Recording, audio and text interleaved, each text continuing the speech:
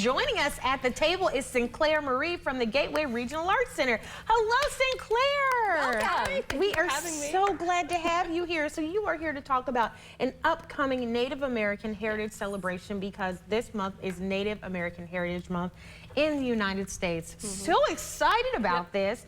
What can folks expect from this upcoming celebration? Yeah, so with the celebration, I want to go ahead and start with like why. Yeah, do it. Why this is important, because Native American Heritage Month, there are 91,000 Kentuckians that live here that identify as Native American. That's a lot of people, right? There are 574 federally recognized Native American tribes and hundreds more that are trying to get recognized.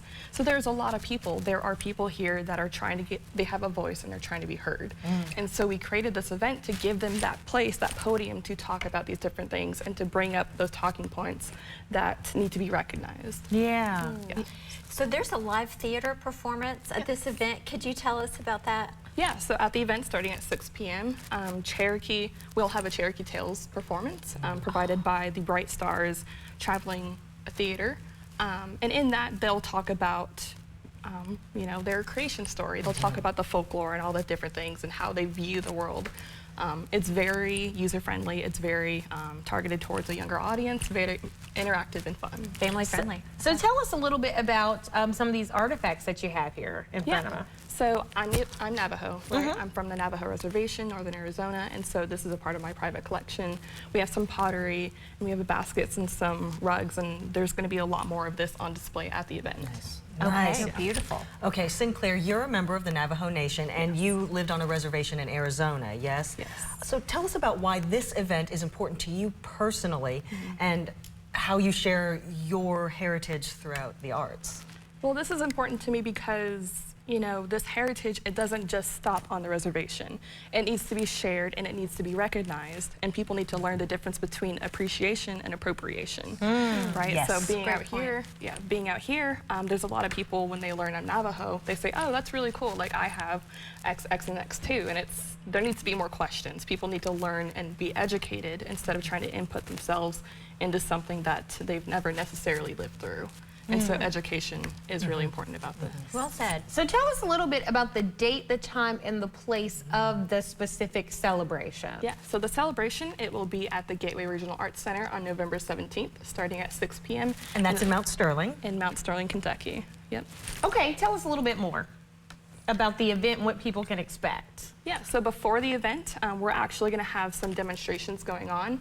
I'll be serving Navajo blue corn mush, a traditional dish. We'll have some demonstrations. We'll have some craftspeople showing their artwork.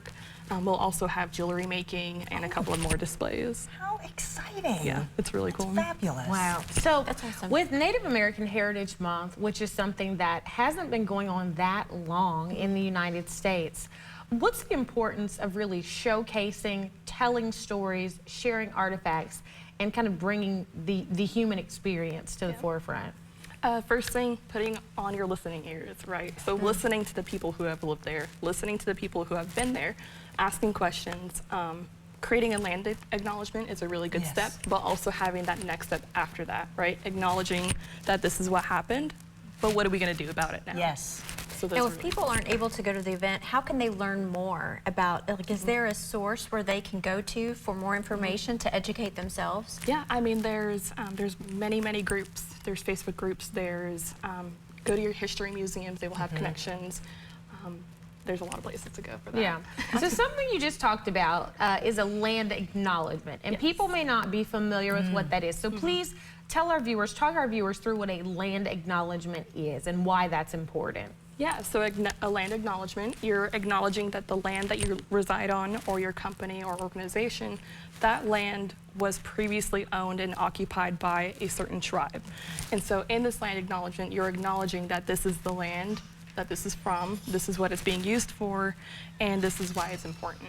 And so having an organization should have that, so that way that education and that recognition is being shared. And that opens a door, doesn't it, for people to learn more. And Absolutely, absolutely. Because all these lands, I mean, there has been so many tribes through this area. There's been so much culture and so much heritage that can't be lost to history, right? Like, this is not a history. This is not just a history lesson. It's very important, but this is a current event, Yes. and that's the important thing. Yes. Yes, Yeah. absolutely. So tell us one more time, just a few seconds, what is your website and how can people go visit it to learn more about the event? Yeah, so at the Gay Regional Arts Center, our website is GRAC, Kentucky spelled out, .org, Mount Sterling, Kentucky. Fantastic. It sounds like a really fun event. Yeah. Yeah. Sinclaire, thank you so much for being here and for sharing this really important piece of Native American Heritage Month with us.